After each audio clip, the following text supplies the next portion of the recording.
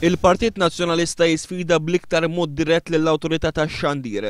Permezz tal-istazzjon tat-televiżjoni tiegħu Net Television, il-Partit Nazzjonalista iffilmja lil Lorenz Gonzi jiltaqa' mal-kandidati tal-Partit Nazzjonalista fil-35 lokalità fejn qed isiru l-elezzjonijiet illum. Dan sar bi ksur tal-liġi.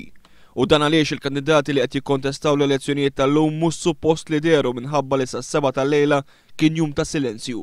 Madankollu l-filmati li xandar Net Television iffokaw fuq dawn il-kandidati li nġibu jidhru jilqgħu lil Lorenz Gonzi magħhom deru wkoll deputati nazzjonalisti. Mal-Prim Ministru kien hemm membri tal-istaff mill-uffiċċju tiegħu f'Kastilja u anke s-Segretarju Ġenerali Nazzjonalista Pawlu Borċulifier. Nifhmu li l-awtorità tax-xandir ħadet azzjoni fuq dan il-ksur tal-liġi li seħħ matul il-jum tal-lum fil-konfront ta' Net Television, iżda l-istazzjon nazzjonalista għażel li jibqa' jisfida. Nifhmu wkoll li l-Kummissjoni Elettorali għamlet kuntatt anke mal-Kummissarju tal-Pulizija dwar dan l-aġir tal-Partit Nazzjonalista.